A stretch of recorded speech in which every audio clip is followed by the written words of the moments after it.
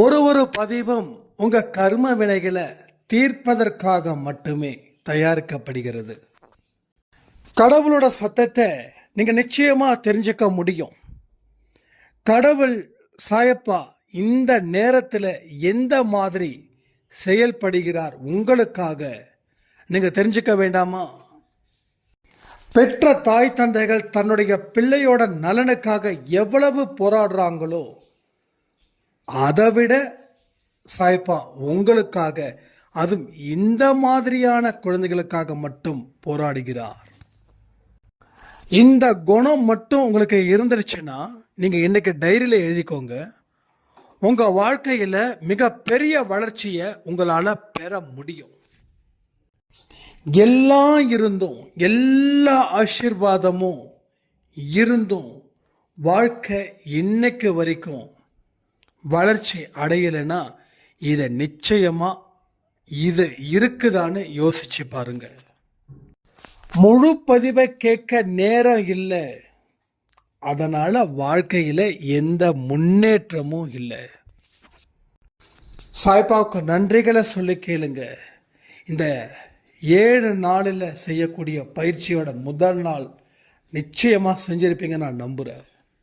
இன்னும் கொஞ்ச நாட்களில் உலகத்திலே சந்தோஷமான மனிதன் நான் அப்படின்ற ஒரு நிலைமை உங்களுக்கு வரும். அதற்காக உங்களுக்கு அட்வான்ஸ் வாழ்த்துக்கள்.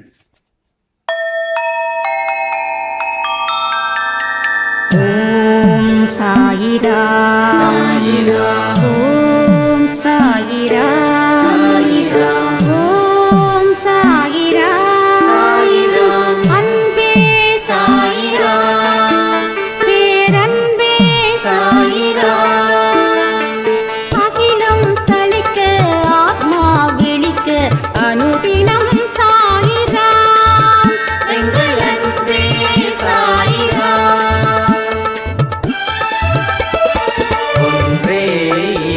ஒன்றே பூமிக்கென்றும் சாயிரா, சரணம் சாயிரா, நன்றே செய்து வாழ்வோம், நாம் ஒன்றே செய்து வாழ்வோம், அன்பே சாயிரா.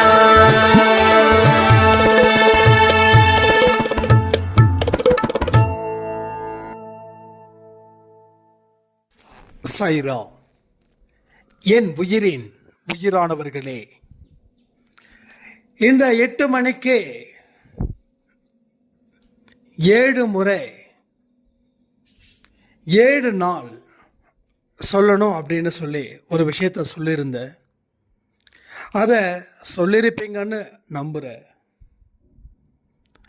வாழ்க்கையில் நாம் சாதிக்கணும் அப்படின்னு சொல்லி சாயப்பா முழு மனதோட எதிர்பார்த்தும் அதற்கு தகுந்தது போல போராடிக்கிட்டும் இருக்கிறாருங்க.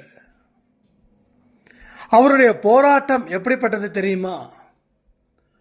ஒரு சின்ன உதாரணத்தை வச்சு இதை நான் சொல்ல முயற்சி பண்றேன், புரிஞ்சுக்கோங்க. நாம குழந்தையா இருக்கும்போது நம்மளுடைய அப்பாவும் நம்ம அம்மாவும் எவ்வளவு கஷ்டப்பட்டாங்க அப்படின்னு உங்களுக்கு தெரியுமா? தன்னுடைய மகனுக்கு செய்ய வேண்டிய அத்தனையும் செய்யணும், தன்னுடைய மகனை நல்லா பார்த்துக்கணும், தன்னுடைய மகனுக்கு நல்ல ஸ்கூலில் அட்மிஷன் கொடுக்கணும். சம்பாதிச்சது 10 ரூபாவா இருந்தாலும் செலவு 20 ரூபா ஆனால் கூட தாய் முகத்திலேயோ தந்தை முகத்திலேயோ எந்த விதமான களைப்பும் இருக்காது. எதற்காக தெரியுமா? பெத்த பிள்ளைய நல்லபடியாக வளர்த்து நல்ல ஒரு வேலையை வாங்கி கொடுத்து நல்ல இடத்துல கல்யாணம் பண்ணி அந்த மாதிரி ஒரு ட்ரீமில் பெத்தவங்க இருக்கிறது போல இங்க சாயப்பாவும் அந்த மாதிரி நம்மளுடைய கருமாக்களை எதிர்த்து நின்று போராடி போராடி போராடி இன்னைக்கு நம்மளை இந்த இடத்துக்கு அழைச்சிக்கிட்டு வந்திருக்கார். இதுதான் நீங்கள் தெரிஞ்சுக்க வேண்டிய முக்கியமான ஒரு பாடம். ஸோ அன்பேசாய் அப்படின்றது ஒரு செமையான ஒரு யூனிவர்சிட்டி அப்படின்னு ஒரு சாய்ராம் சொல்லியிருந்தாங்க. எஸ், இது ஒரு பெரிய பல்கலைக்கழகம். இந்த இடத்துல மாணவர்கள் எல்லாரும் 100% மதிப்பெண் வாங்கக்கூடியவர்களா இருக்கிறார்கள். அப்போ இந்த இடத்த நாம சரியா பயன்படுத்திக்கணும். ஒவ்வொரு மனுஷனும் வாய்ப்புகளை சரியா பயன்படுத்திக்கிட்டாதான் அடுத்தடுத்த வாய்ப்புகளை கடவுள் கொடுப்பார். வாய்ப்புகளை பயன்படுத்திக்கல அப்படின்னா அடுத்த வாய்ப்பை கடவுள் எப்படி கொடுப்பாரு, எங்க கொடுப்பாரு? அப்போ இந்த வாய்ப்புகளை நீங்க முழுசா பயன்படுத்திக்க முயற்சி பண்ணுங்க. இன்னைக்கு காலையில் கொடுத்த ஆடியோவை முழுசா கேளுங்க அப்படின்னு நம்ம சொன்னோம். ஆனால் அதை முழுசா கேட்கவே இல்லை. ஏன்னா ஆவரேஜா அது ஒரு 15 நிமிஷம்தான் கேட்டிருக்கிறது போல யூடியூப்ல அந்த டைமிங் கொடுத்துருக்காங்க. அப்போ என்ன தோணுது தெரியுமா? அலட்சியப்படுத்துறதுல நம்மளை விட்டா அடிச்சிக்க யாருமே இல்லை. ஒரு நல்ல விஷயத்த முழு மனதோட முழுசா நாம கேட்க சொல்றோம். ஏன் கேட்க சொல்றோம்? கேட்கறதால என்ன? உங்களுக்கு வாழ்க்கையில அவ்வளவும் லாபமே. அன்பேசாயில செலவழிக்கிற ஒரு நிமிடமும் உங்க வாழ்க்கையில ஒரு நல்ல விஷயத்தை நடப்பதற்கு உண்டான ஒரு அறிகுறி. ஸோ நேரத்தை பார்த்து நம்ம பயப்படுறோம். இவ்வளவு நேரம் நான் கேட்கணுமா? இவ்வளவு நேரம் கேட்க வேண்டிய இடத்துல நீங்க இருக்கிறதால தான் இவ்வளவு நேரம் என்னை கடவுள் பேச வைக்கிறார்ன்ற ஒரு விஷயத்தை ஏன் நீங்க புரிஞ்சுக்க முயற்சி பண்ணல? ஒரு சாய்ராம் கேட்டாங்க, சில பயிற்சிகள் எல்லாம் நான் 2 நாள் கழிச்சு தான் ஆடியோ கேட்கிறேன், அப்போ நான் ஸ்டார்ட் பண்ணலாமா? அப்போ அதன் மூலமா எனக்கு பலன் இருக்குதா அப்படின்னு. நீங்க எப்ப வேணாலும் ஸ்டார்ட் பண்ணலாம். அதற்குரிய பலன்கள் பாதியோ இல்லை கால்வாசியோ கிடைக்கும். ஆனா சொல்லும்போது சொல்ற நேரத்தில் நீங்க அதை ஆரம்பிச்சீங்கன்னா 100% பலன் உங்களுக்கு கிடைக்கும். 100% பலன். அதாவது சாப்பாடை ஆக்கி அப்பயே சாப்பிட்றலாம், இல்லை அடுத்த நாளும் சாப்பிட்டுக்கலாம். ஆனால் அப்பவே சாப்பிட்டா தானே ஆரோக்கியமாகவும் ருசியாகவும் இருக்கும். அடுத்த நாள் சாப்பிட்டா ஆரோக்கியமும் குறையும், ருசியும் குறையும்ல. சாப்பிட வேண்டிய நேரத்தில் சரியா சாப்பிட்டா நமக்கு நல்லது. அதே போல இந்த பதிவுகளை கேட்க வேண்டிய நேரத்தில் நீங்க சரியா கேட்டுட்டா உங்க வாழ்க்கைக்கு இது நல்லது தானே. ஸோ இங்க யாரையும் வற்புறுத்தி கேட்க வைக்க நான் விரும்பல. என்னுடைய தனிப்பட்ட முறையில் இருக்கக்கூடிய ஆதங்கத்தை தான் நான் உங்களுக்கு தெரியப்படுத்தினேன். நான் சில வருஷங்களுக்கு முன்னாடி ஒரு பாட்டிமாவை சந்திச்சேன். அந்த பாட்டிமா நிறைய விஷயங்கள் என்கிட்ட பேசினாங்க. அப்போல்லாம் அன்பேசாய் குடும்பம் இல்லை, சாய்ப்பா இல்லை. நான் கிட்டத்தட்ட ஒரு பெத்து பிடிச்சவன் போல இருந்த பிரச்சனைகள் அளவுக்கு மீறினதால என்னால் அதை சமாளிக்க முடியாத ஒரு சூழ்நிலை. அப்போ அந்த பாட்டிமா சொன்னாங்க, நிறைய அட்வைஸ் பண்ணாங்க. அப்போ அந்த பாட்டிமாவுக்கு ஒரு ஸ்டேஜுக்கு மேலே நான் கேட்கலன்னு தெரியுது.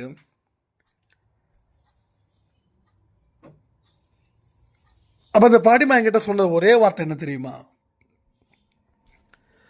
தம்பி, என்னுடைய தொண்டை தண்ணி கிழிய நான் கத்துறேன்.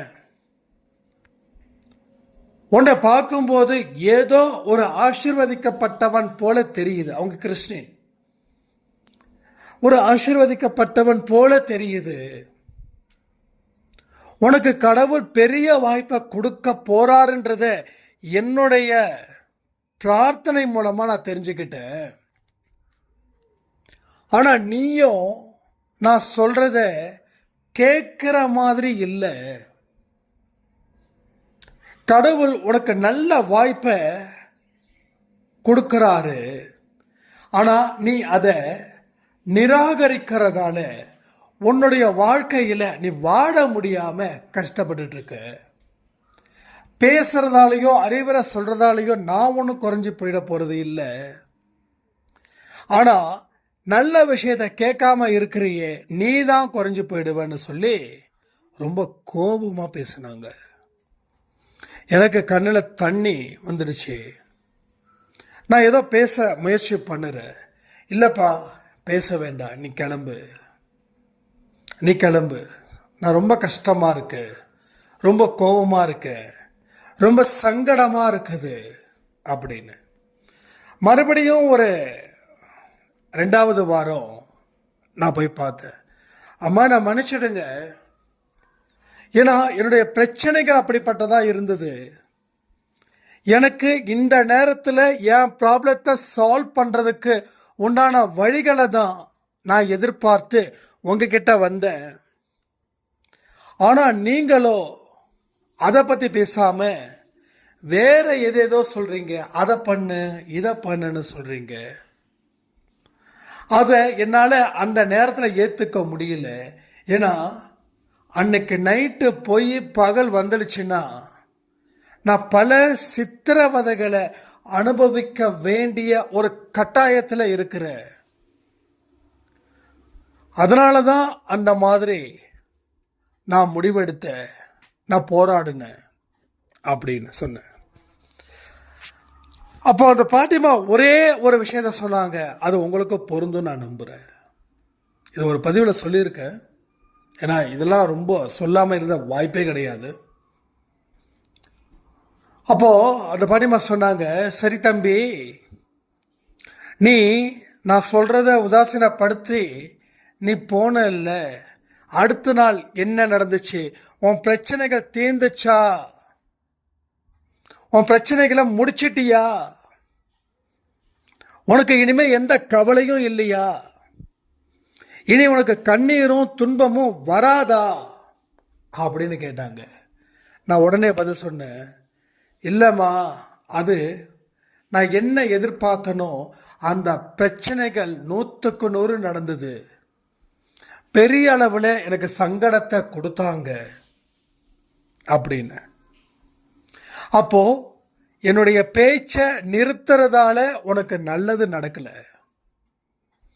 அது நடக்க வேண்டியது உன்னுடைய கவனக்குறைபாடால நீ வாழ்க்கையை வாழ்ந்த, அதனுடைய பின் விளைவுகளை நீ சந்திச்ச.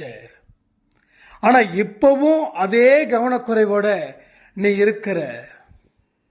அப்போ இதற்கு உரிய பின் விளைவுகளையும் நீ சந்திப்பியான்னு சொல்லி பயங்கரமா சிரிச்சாங்க, பயங்கரமா சிரிச்சாங்க. அப்பதான் அந்த அம்மா கிட்ட நான் சொல்லி அழுதேன், இல்லைம்மா நான் மன்னிச்சிடுங்க, என்ன மன்னிச்சிடுங்க. எனக்கு அதை எப்படி ரெஸ்பான்ஸ் பண்ணுறதுன்னு எனக்கு அப்போ தெரியல. நீங்கள் என்னென்னா சொன்னீங்களோ அதை எல்லாமே நான் சிந்திச்சு பார்த்தேன் அப்படின்னு சொல்லி மறுபடியும் அவங்க கிட்ட நான் சும்மா வாரம் ஒரு நாள், இதெல்லாம் அவங்களாம் என்னை மாற்றினவங்க, அவங்களாம் என்னை மாற்றினவங்க. எனக்காக பிரார்த்தனை பண்ணாங்க, கையில் அவங்க கையை தலையில் வச்சு பிரார்த்தனை பண்ணாங்க. அவங்க சொன்னதில் தான் ஒரு விஷயம் நடந்திருக்கு. நீ எனக்கு கடனை வாங்கிட்டு இருக்க, நாளைக்கு கடன் கொடுக்குற அளவுக்கு நீ முன்னேறுவேன்னும் போது எனக்கு சிரிப்பு வந்துடுச்சு. அந்த சிரிப்பையும் நான் சொன்னேன். அப்போ அவங்களும் சிரிச்சாங்க. நீ கண்டிப்பாக சிரிக்கத்தான் செய்வேன், ஏன்னா நீ 5 பைசா கூட பாக்கெட்டில் இல்லை, உன்னோட பேங்க் பேலன்ஸோ மைனஸில் போயிட்டு இருக்குது. கண்டிப்பாக நீ சிரிப்ப. நீ சிரிக்கிறதால மட்டும் மாறிடாது. நான் சொன்னது நிச்சயமாக நடக்கும். இப்போ இந்த மாதிரி இறந்து போயிட்டாங்க, இறந்துட்டாங்க, 2 இயர்ஸ் ஆகுது. அப்போ தான் நினச்சேன், பெரியவங்க வாயில இருந்து வரக்கூடிய வார்த்தைகள் என்னைக்குமே ஆசீர்வதிக்கப்பட்டது. அப்போ உங்களுடைய பிரச்சனைகள் ஏன் இப்படி இருக்குது, ஏன் எந்த முழு பதிவையும் நீங்க கேட்கலன்னா, அந்த பாட்டிமா எனக்கு என்ன எக்ஸ்பிளனேஷன் கொடுத்தாங்களோ அதை நான் உங்களுக்கு கொடுக்குறேன். திரும்பவும் அந்த வார்த்தைகளை நீங்க இந்த ஆடியோ முடிஞ்சதுக்கு அப்புறம் கேளுங்க. ஸோ அவசரப்படுறதாலேயோ ரிஜெக்ட் பண்றதாலேயோ உங்க வாழ்க்கையில மேலும் மேலும் மேலும் பின்விளைவுகளை சந்திக்க வேண்டிய நிலை வரும். அது வராம உங்களை எந்த வழியும் செய்யாது.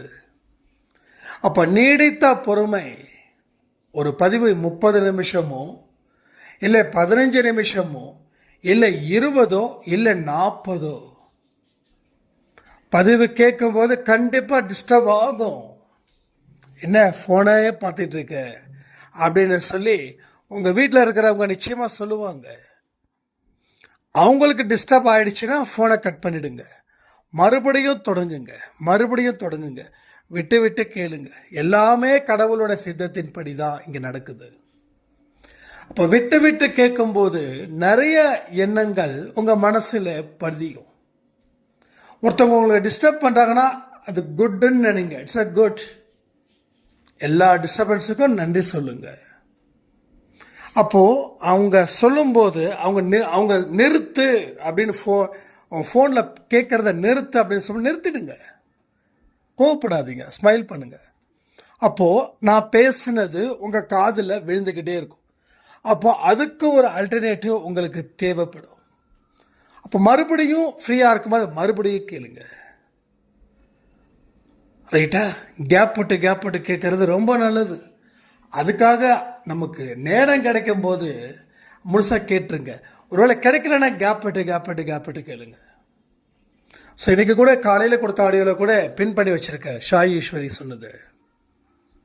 ஸோ உங்கள் மனசை கடவுள் படிக்கிறாரு. அதுக்கு தகுந்த மாதிரியான கேள்விகளுக்கு பதில்களை அன்பே சாய் மூலமாக சொல்கிறார். இது 100% உண்மை. இது 100க்கு 100 உண்மை. ஏன்னா வழி நடத்துபவர் அவரே, கேள்வியும் அவரே, பதிலும் அவரே.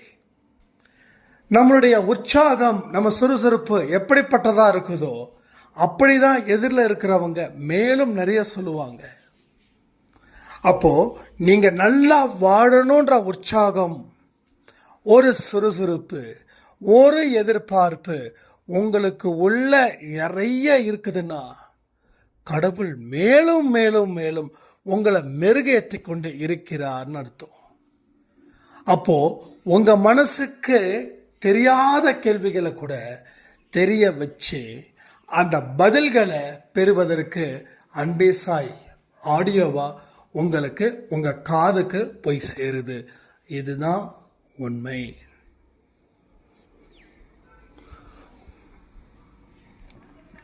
இதுல எந்த குழப்பமும் இல்லை. இதுல யாருக்காவது குழப்பம் இருக்குதா?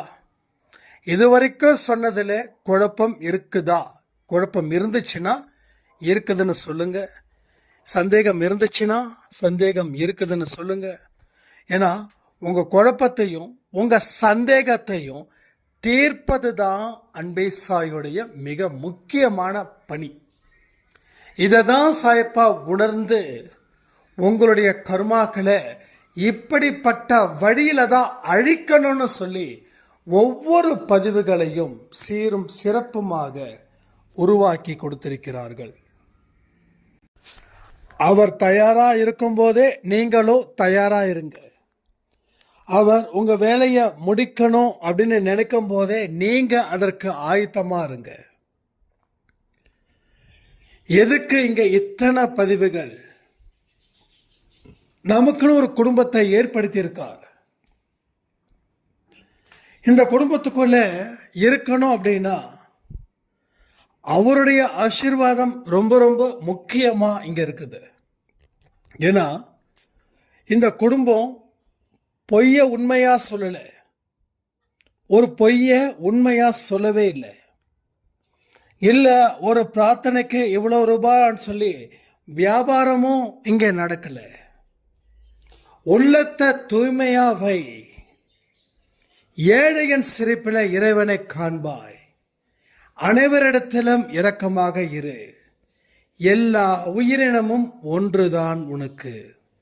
இந்த மாதிரி தத்துவங்களை அடிப்படையாக கொண்டது தானே அன்பே சாய். அதனால தானே நீங்கள் வைக்கிற நாய்களுக்கு சாப்பாடு வைக்கிறத கூட நாம் ஸ்டேட்டஸில் வச்சு இன்னார் உணவு கொடுத்தார்கள் இந்த ஜீவன்களுக்குன்னு நாம் சொல்லுறோம். ஒரு சாய்ராம் அவங்க வீட்டில் சொன்னாங்க, இப்படி எங்கள் அப்பா சொன்னார், அண்ணா ஸ்டேட்டஸ் உங்களது பார்த்தாங்க அப்பா, என்ன தான் நீ பார்த்துட்டு இருக்க அப்படின்னு. அப்போ ஸ்டேட்டஸ் பார்க்கும்போது உங்களது ஒவ்வொன்றா வந்தது. ஃபுட்டு டொனேட் பண்ணாங்கன்னு சொல்லி ஒருத்தவங்களை பற்றி போட்டிருந்தீங்க. அவங்க புறாவுக்கு சாப்பாடு கொடுத்தாங்க, இன்னும் சில பேர் நாய்க்கு சாப்பாடு போட்டாங்க. இதெல்லாம் ஒரு ஃபுட்டுக்கு டொனேஷனா? மனுஷனுக்கு போட்டால் பரவாயில்ல, நாய்க்கும் புறாவுக்கும் போட்டதெல்லாம் நீங்கள் கொண்டாடுறீங்களே அப்படின்னாரு. எனக்கு ரொம்ப கஷ்டமாக போயிடுச்சு. நான் பதில் சொல்லலை, நான் பதில் சொல்லியிருக்கணுமா அப்படின்னு என்கிட்ட கேட்டாங்க. அதாவது அப்பாவுக்கு இருக்கக்கூடிய அனுபவம் பொண்ணுக்கு ஏன் இருக்குது? அப்போ அப்பாவுக்கு தானே அனுபவம் இருக்கணும். அப்பா 60 வயசுன்னு வச்சுக்கோங்க, பொண்ணு ஒரு 30 வயசுன்னு வச்சுக்கோங்க. ஸோ பொண்ணுக்கு இருக்கக்கூடிய அனுபவம் அப்பாவுக்கு இல்லை, இது உண்மை. அப்பா நினைக்கிறாரு எனக்கு இருக்கக்கூடிய அனுபவம் என் பொண்ணுக்கு இல்லைன்னு. ஆனால் இந்த இடத்துல நாம் எதை ஃபாலோ பண்ணுறோம்? பகவத்கீதையில் கிருஷ்ணர் சொன்னதை தானே ஃபாலோ பண்ணுறோம். எறும்பில் இருக்கக்கூடிய ஆன்மாவும் காண்டாமிருகத்துக்கு கூட இருக்கக்கூடிய ஆன்மாவும் எனக்கு ஒன்று தான் சொல்கிறார். அப்போது அப்பாவுக்கு அந்த மெச்சூரிட்டி, அந்த நாலேஜ் இல்லை, ஆனால் பொண்ணுக்கு இருக்குது. அதுக்கு காரணம் என்ன தெரியுமா? அப்பாவுடைய பிறவிகள் கம்மி, அந்த பொண்ணோட பிறவிகள் அதிகம். இவர் உதாரணத்துக்கு சொல்கிறேன், இவர் 10 தடவை மனித பிறவி எடுத்திருப்பாருன்னா அவங்க பொண்ணு 20 தடவை மனித பிறவி எடுத்தது. புரியுதா உங்களுக்கு? அந்த இடத்துல அப்படி கால்குலேட் பண்ணிக்கணும். அவங்களுக்கு நான் நேரடி பதில் சொல்லலை, இந்த பதிவின் மூலமாக அவங்களுக்கு அந்த பதில் சொல்லலை. ஸோ ஒரு விஷயத்த ரொம்ப அருமையாக அற்புதமாக சொன்னாங்க. திருப்பி சொல்லாமல் இருக்கிறது தப்பான்னு. எஸ், திருப்பி சொல்ல வேண்டிய அவசியம் இல்லை. அது விவாதத்தை தான் வளர்க்கும். மனுஷனுக்கு முதல்ல ப்ரெஃபரன்ஸ் கொடுங்க, அதுக்கப்புறமா மற்ற உயிரினத்துக்கு கொடுங்க. எஸ், நம்ம கண்டிப்பாக மனுஷனையும் மற்ற உயிரினத்தையும் ஒன்றாதான் பார்க்குறோம். எந்த உயிரினத்தையும் நம்ம துச்சமாக நினைக்கல. அப்போ அதுவே பெரிய ஒரு விஷயமா இங்கே சொல்லப்படுது. ஸோ இந்த இரக்கம் எங்கே இருந்து வந்தது? அன்பே சாயில இருந்து வந்தது. இந்த அன்பே சாயில இருந்து எப்படி வந்தது? சாயப்பாவின் மூலமாக வந்தது.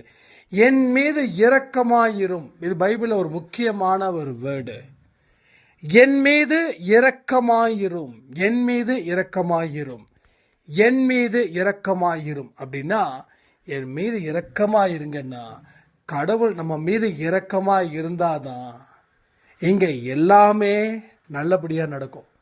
நம்ம மீது இரக்கமாக இல்லை அப்படின்னா இங்கே எல்லாமே ஆபத்தில் போய் முடியும். இதுதான் உண்மை, இதுதான் இறைவனுடைய சட்டம். திஸ் இஸ் அ காட்ஸ் லா. இந்த காட்ஸ் லாவையும் கொஞ்சம் படிச்சுக்கோங்க. ஒவ்வொரு துல்லியமான விஷயத்திலையும் கோடிக்கணக்கான செய்திகளை நாம் தெரிஞ்சுக்க முடியும். இங்கே எப்பேற்பட்டவர்களாக கூட இருக்கட்டும், படித்தவங்க படிக்காதவங்க, ஸோ வாழ்க்கையில் நிச்சயமாக அன்பே சாயில் சொல்லக்கூடிய விஷயத்தை ஃபாலோ பண்ணும்போது கொடிக்கட்டி பறக்கிறது என்றது 100க்கு 100 உண்மை. நிறைய பேரோட மிராக்கள், எனக்கு இந்த மிராக்கள் எல்லாம் சொல்லி உங்களை நம்ப வைக்கணுன்ற தாட்டு வரவே மாட்டேங்குது. இல்லைன்னா ஒவ்வொருத்தவங்களுடைய குரல்கள் மூலமாகவும் அதை ஒளிபரப்பு செய்யலான்ற ஆசையும் இருக்குது. எனக்கு என்னென்னா, நிறைய பேர் அன்பே சாயில் இருக்கீங்க இல்லையா, அத்தனை பேருக்கும் முழு நம்பிக்கையை யார் யாரெல்லாம் பயனடைஞ்சிருக்காங்களோ அவங்க சொல்லணும் அப்படின்னு எனக்கு எதிர்பார்ப்பு நிறைய இருக்குது. ஆனால் அப்படிலாம் சொல்லி தான் நம்ப வைக்கணுமா அப்படின்ற ஒரு விஷயமும் இருக்குது. இதுக்கு சாய்ப்பா கிட்டே இந்த பதில் வரல. நான் உங்ககிட்ட கேட்குறேன், அது மாதிரி சொல்ல வைக்கலாமா இல்லை வேண்டாமா? நீங்களே முடிவு பண்ணுங்கள்.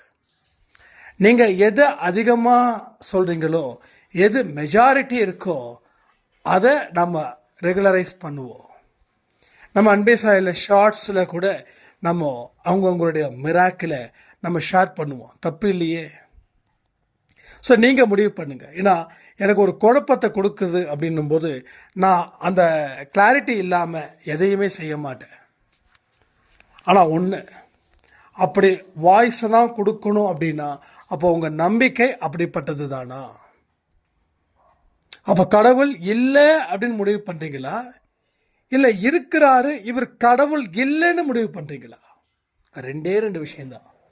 ஒன்று, கடவுள் இல்லைன்னு முடிவு பண்ணிட்டா கடவுளை நம்பக்கூடாது, கடவுளை வணங்கக்கூடாது. அப்போ கடவுள் இருக்கிறாரு ஆனால் சாயப்பா சக்தி அற்றவராக இருக்கிறாரு அப்படின்னா வேற கடவுளை நோக்கி நீங்கள் போகலாம். ஸோ வேற கடவுளை நோக்கி போகக்கூடாதுன்னு சொல்லலை. எனக்கு இந்த கடவுள் சக்தி கொடுக்கல, அதனால் என்னுடைய பிரச்சனையை தீர்க்க வேறு கடவுளை நோக்கி போகிறேன் அப்படின்றது தான் இங்கே இருக்கக்கூடிய, அது என்ன சொல்கிறதுன்னு தெரியல, தப்பு ஆக மொத்தம். ஸோ எல்லா கடவுளையும் வணங்குங்க, தப்பே இல்லை. அதாவது நம்ம வீட்டில் அம்மா அப்பா இருப்பாங்க, எதிர் வீட்டிலையும் அம்மா அப்பா இருப்பாங்க. அவங்க நம்ம அம்மா அப்பாவா பேசலாம், எதை வேணாலும் பண்ணலாம். ஆனால் சட்டன் உரிமையோடு தான் அவங்கக்கிட்ட நம்ம பேச முடியும். அந்த எல்லை மீறி பேசக்கூடாது. நம்ம அம்மா கிட்ட என்ன வேணாலும் சண்டை போடலாம், நம்ம அம்மா கிட்ட சமாதானமும் படுத்தலாம். ஆனால் என்னோட அம்மா அப்பா போல தான் எதிர் வீட்டில் இருக்கக்கூடிய அம்மா அப்பான்னு சொல்லி அவங்கக்கிட்ட போய் நான் உரிமையாக சண்டை போட முடியாது. நம்ம அம்மா வாயில் லட்டு சாப்பிட்டா நம்ம அம்மாவை திட்டலாம், ஏன்னா அம்மாவோட ஹெல்த்து முக்கியம். அதே எதிர் வீட்டுக்கார அம்மா லட்டு சாப்பிட்டா அந்த அம்மா நான் திட்ட முடியாது, போடான்னு சொல்லுவாங்க. என்னுடைய காசு, என்னுடைய லட்டு என் பையன் வாங்கி கொடுத்தது, நீ யாருடா அதுன்னு சொல்லுவாங்களா, சொல்ல மாட்டாங்களா? ஸோ அது போல தான் எல்லாமே. ஸோ வாழ்க்கையை நினச்சி பயப்படக்கூடியவங்களுக்கு ஒரே ஒரு விஷயந்தான், நீங்கள் கடவுளை முழு மனதோட நீங்கள் நம்பலை. நீங்கள் நம்பாமல் இருக்கிறதால தான் உங்களுக்கு இவ்வளவு பிரச்சனைகள். ஸோ நம்ப ஆரம்பிச்சிட்டா பிரச்சனைகளோட தீவிரம் குறையும். ஸோ நம்பாத வரைக்கும் பிரச்சனைகளுடைய பயம் ஜாஸ்தியாகும். அது உங்களை உண்டு இல்லைன்னு செய்ய ஆரம்பிச்சிடும்.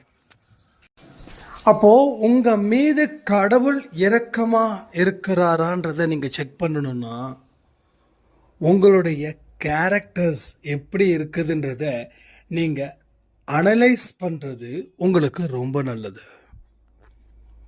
அப்போ இரக்கமாக இருக்கக்கூடிய மனுஷனுக்குத்தான் கடவுள் பல உதவிகள் செய்கிறார். நீங்கள் எந்த மனுஷன் மேலே, எந்த உயிரினத்தின் மேலே, எந்த செடி கொடிகள் மேலே இரக்கமாக இருக்கீங்களோ. வாடிய பயிரை கண்டபோதெல்லாம் வாடினேன், அருமையான வார்த்தை, அவ்வளோ அழகாக இருக்குது. எப்போ எங்கேயாவது நான் வெளியில் போகும்போது சில பயிரெலாம் வாடி இருந்துச்சுன்னா மனசு ரொம்ப கஷ்டமாக இருக்குது. எப்படி இந்த மாதிரியான மனசு நமக்கு வருது? நான் வாக்கிங் போகும்போது இந்த வேப்ப மரம்ன்றது எனக்கு அம்மா மாதிரி. எந்த இடத்துல இருந்தாலும் அந்த வேப்ப மரத்தை பார்க்கும்போது அவ்வளவு சந்தோஷமாக இருக்கும். சாய்ப்பால வணங்குறதுக்கு முன்னாடியே, அதுக்கப்புறம்தான் தெரியுது அந்த வேப்ப மரம் ஏன் நம்மளுக்கு பிடிச்சிருக்குது. ஏன்னா நம்ம அப்பா உட்கார்ந்த இடம். இப்போ ஏதோ ஒரு கனெக்டிவிட்டி இருக்குது பாருங்களேன். சாய்ப்பாவை பற்றி நமக்கு தெரியாமல் இருக்கிற நாட்களில் எத்தனையோ மரம் இருக்குது, அரச மரம் இருக்குது, அது இருக்குது. ஆனால் வேப்ப மரம் மட்டும் ஏன் அப்படி ஒரு பிடிக்குதுன்னு தெரிய மாட்டேங்குது. அப்போ இப்போ அதுக்கு பதில் கிடைக்குது. ஸோ ஒரு விஷயங்கள் உங்களுக்கு இயல்பாக நடக்குதுன்னா அது ஏதோ ஒரு காரணத்தால் தான் ஒரு மனுஷனை பிடிக்குது. அதுக்கு ஏன் என்ன ஏதுன்றது அதுக்கு உண்டான பதில்கள் உடனே அப்பையும் கிடைக்கும், இல்லை அதுக்கு அப்புறமும் கிடைக்கும். ஸோ அதுபோல் வாடிய பயிரை கண்டபோதெல்லாம் வாடினேன்னு சொல்லும்போது இருக்கிற எல்லா செடி கொடி மேலேயும் ஒரு அஃபெக்ஷன். அந்த வேப்ப மரத்தை பார்த்திங்கன்னா இந்த பல்லு விளக்குறதுக்காக என்ன பண்ணுறாங்க, அந்த இடத்த மட்டும் கட் பண்ண பரவாயில்ல, அப்படியே பிடிச்சி தொங்குறாங்க. ஏகப்பட்டது வருது. அது எங்கே போய் நிற்குதுன்னா தரையில், ரோட்டில் நிற்குது. அது என்ன பண்ணுறது, எடுத்து ஓரமாக போடுற. அந்த இலை கொஞ்ச நேரத்துக்கு முன்னாடி வரைக்கும் உயிரோடு இருந்தது. இப்போ மனுஷன் தன் சுயநலத்துக்காக அதை சாகடிச்சிட்டான். அந்த அளவுக்கு இரக்கம் எனக்குள்ளே வந்துருச்சு. எனக்கு இதை பெருமையாக நினைக்கிறேன். ஏன் தெரியுமா, எத்தனையோ பேர் வந்து தூக்கி எரிஞ்சாங்க. ஐயோ இப்படி எரிஞ்சிட்டாங்களே அப்படின்னு நினைக்கும் போது மனசில் அவ்வளவு ஒரு வலி. ஸோ இந்த மனசு தான் கடவுளுக்கு பிடிச்ச ஒரு மனசு.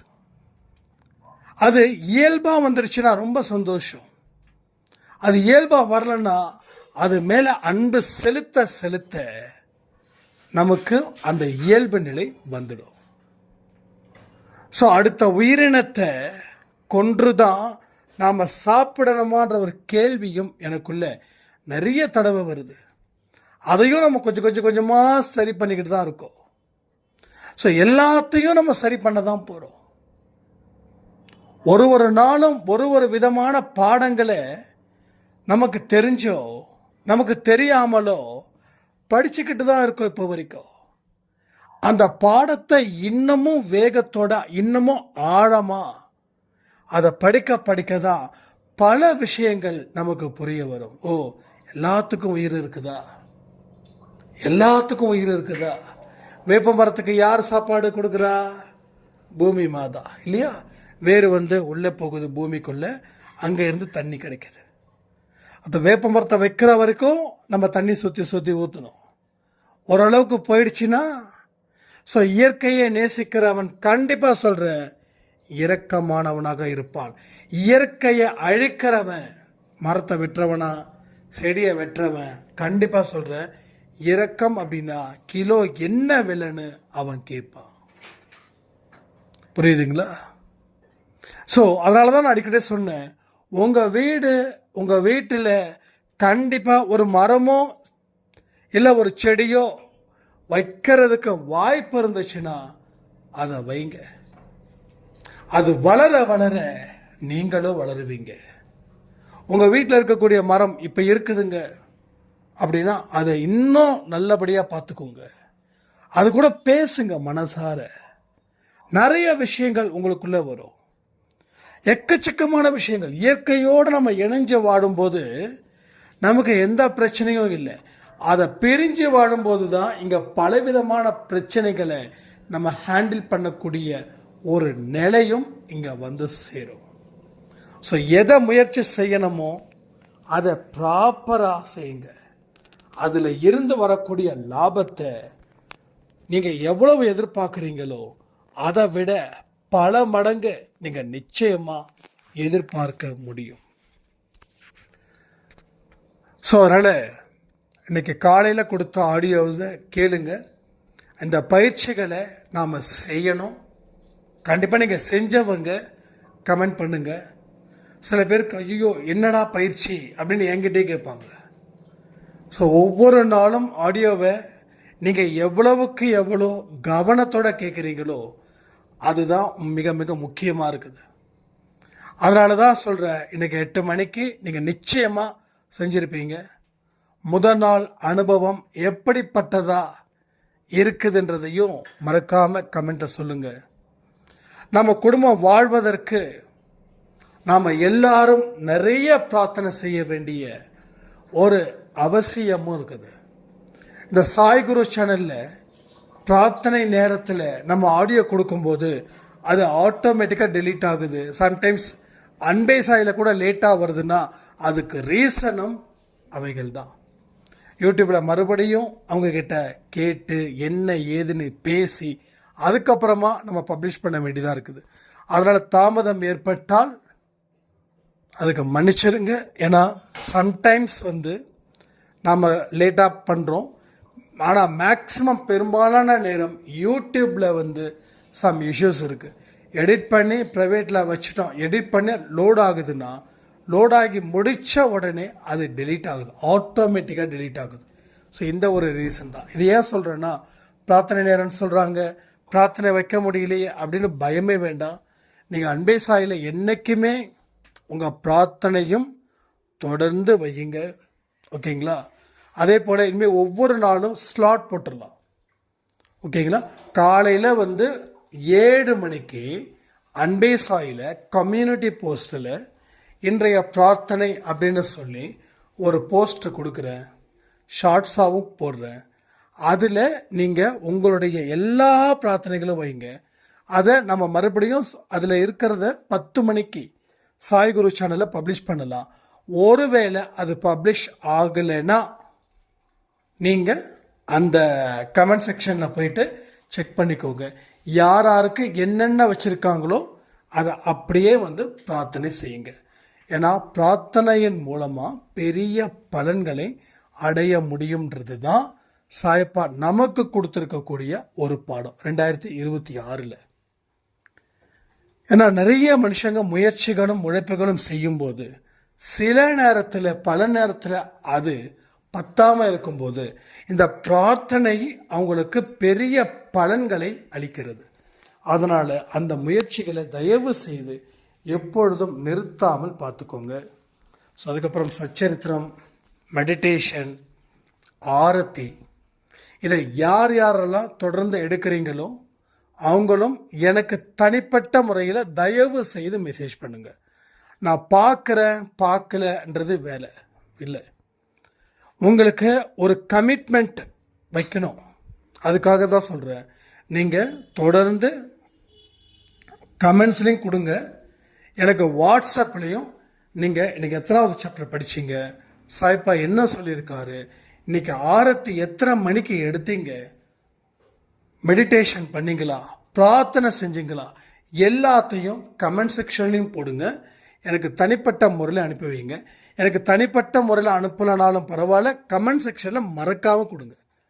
ஏன்னா ஒவ்வொரு கமெண்ட்டையும் நான் படிக்கிறேன், அது ஹார்ட்டு கொடுக்குறேன். அந்தந்த ஆடியோஸ்க்கு உண்டானது முடிஞ்ச அளவுக்கு 99% நான் ஹார்ட் கொடுக்கும்போது நான் படிச்சிட்டேன்னு அர்த்தம். ஸோ உங்களோட ஒவ்வொரு கமெண்ட்ஸையும் நான் தான் படிக்கிறேன், அதற்கு உண்டான ரிப்ளையும் நான் தான் உங்களுக்கு கொடுக்குறேன். சரிங்களா?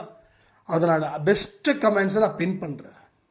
நான் சொல்லக்கூடிய விஷயம், நீங்கள் எதிர்பார்த்த விஷயம், இதெல்லாம் என் மைண்டுக்குள்ளே ஒரு ஸ்ட்ராங்காக வரும்போது அது அந்த கமெண்ட்டை நான் பின் பண்ணுறேன். ஸோ பின் பண்ண கமெண்ட்டை இன்னும் பெஸ்ட்டான ஒரு கமெண்ட்ஸ் கொடுக்கும்போது அந்த பின் பண்ணதை என்னால் ரிமூவ் பண்ண முடியல, ரிமூவ் பண்ண மாட்டேன். ஏன்னா அதோட பெஸ்ட்டுன்னொன்னே அந்த கமெண்ட்டை ரிமூவ் பண்ணிட்டா அந்த கமெண்ட் பண்ணவங்களுக்கு ஒரு மாதிரி ஃபீல் ஆகும் இல்லையா? அதனால் ஸோ அதனால் என் கண்ணுக்கு எது பெஸ்ட்டுன்னு ஒன்று தோணுதோ அந்த கமெண்ட்டை நான் நிச்சயமாக பின் பண்ணுவேன். ஸோ நல்லபடியாக ஒரு பதிவையும் கேளுங்க, நல்லபடியாக உங்களுடைய எக்ஸ்பீரியன்ஸையும் ஷேர் பண்ணுங்கள். சாயப்பா இருக்கும்போது நமக்கு எந்த விதத்திலையும் எந்த தடையும் நிச்சயமாக இருக்கவே இருக்காதுன்றதை பரிபூர்ணமாக நம்புங்க. ஒவ்வொரு நாளும் ஒவ்வொரு அனுபவமும் நமக்கு வரணும். சாயப்பாவோட அருள் தொடர்ந்து நமக்கு கிடைக்கணும். அதற்கு தகுந்த மாதிரியான வாழ்க்கை பாதையை நாம் தொடருவோம். 7 நாள் பயிற்சி இன்றைக்கி செஞ்சோம், அத்தனை பேரும் நாளைக்கும் செய்யணும். ஞாயிற்றுக்கிழமை லீவெலாம் கிடையாது, எல்லா நாளும், அதாவது அடுத்த சனிக்கிழமை வரைக்கும் 7 நாள் மறக்காமல் செய்யுங்க. ஒவ்வொரு பிரார்த்தனை செய்யும் போதும், ஒவ்வொரு இந்த 7 மணி பயிற்சியில் கலந்துக்கும் போதும் சாயப்பா நிறைய அருளும் செல்வமும் ஆரோக்கியமும் கொடுக்கணும் பிரார்த்தனை பண்ணி இந்த பதிவை நான் முடிக்கிறேன். ஜெய் சாய்ராம்.